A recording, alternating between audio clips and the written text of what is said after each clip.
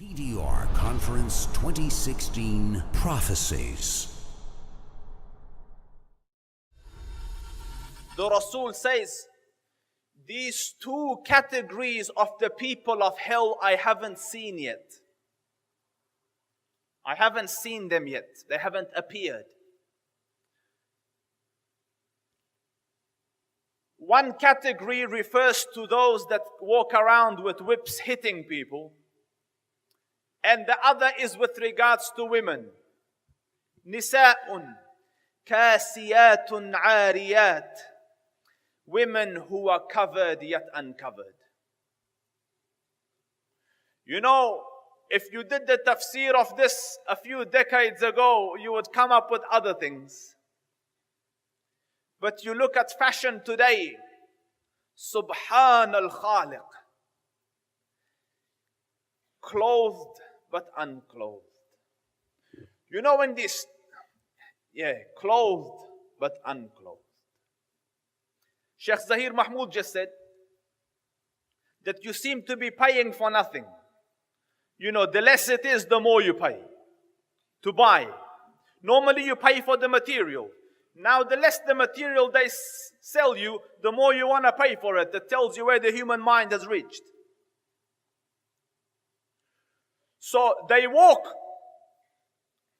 and it leaves very little to the imagination.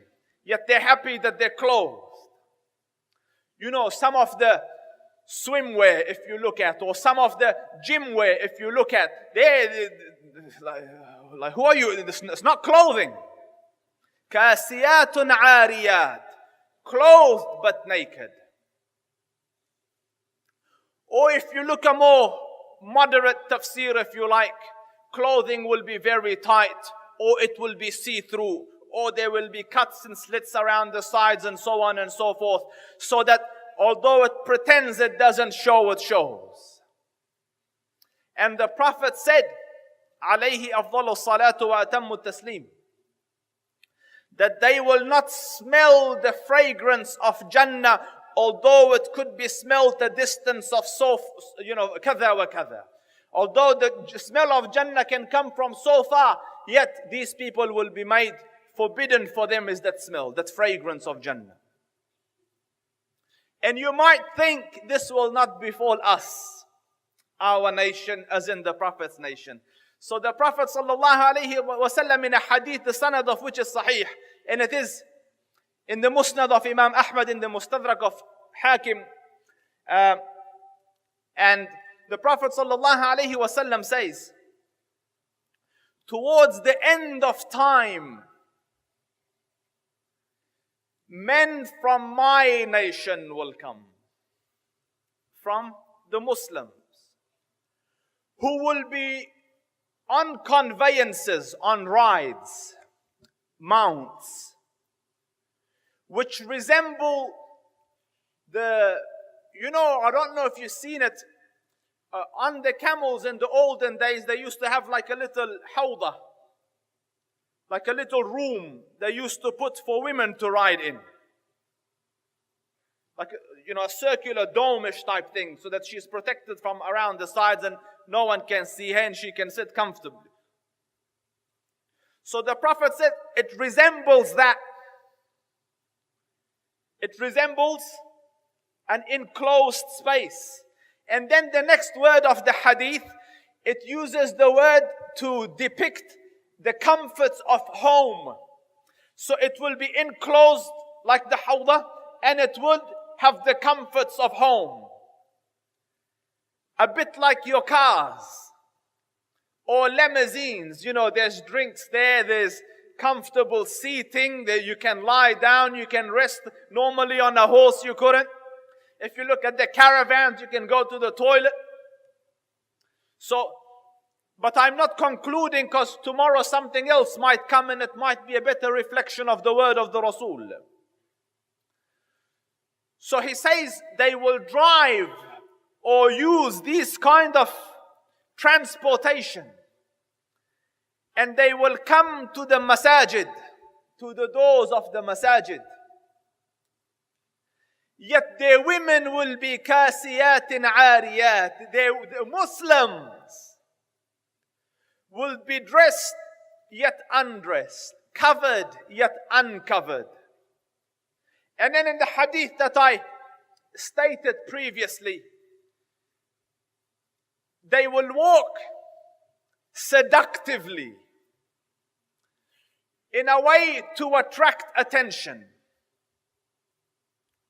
to arouse desires, and they will attract as in men, and also attract as in women, in the sense that women will follow their lead.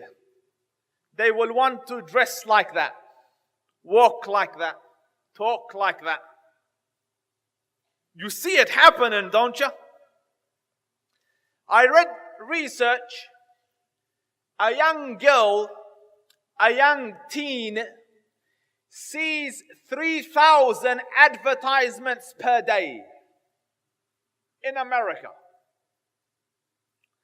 When I say advertisements, your head's thinking a TV ad. That's just one. You know, when you YouTube, you see another one on the side, it's an advertisement. When you're driving, you see billboards, it's an advertisement. A pop-up comes on your screen, it's an advertisement. On your phone, it's an advertisement.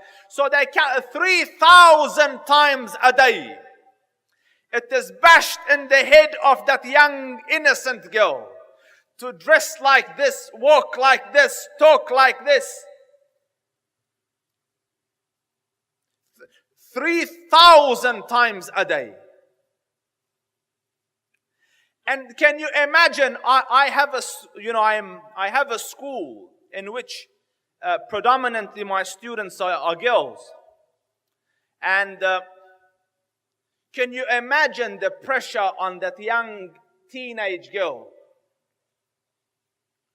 who looks at herself and looks at the billboard?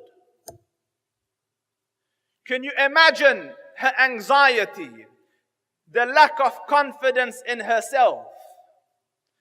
The amount of mental turmoil that she's going through day in, day out, comparing herself 3,000 times to an airbrushed photo or photoshopped picture of a model who is far away from the reality of creation, or an exceptional case, or a small minority, and yet you superimpose that on the majority. If you look like this, and if you don't, buy this product, so that you can look like this and appear like this. They have snatched comfort from their lives. I saw makeup on one of my students, so I said, "Kiddo, you need to take that off." She said, "Sir, I have an insecurity problem." And it's true. So these are the challenges that come towards the end of time. And the question, why the prophecies? Why did the Rasul tell you? So that, number one is to increase your iman, that's a given. But second, so that you can take strategic steps to save your own. Donate now. Go to thedailyreminder.org/donate.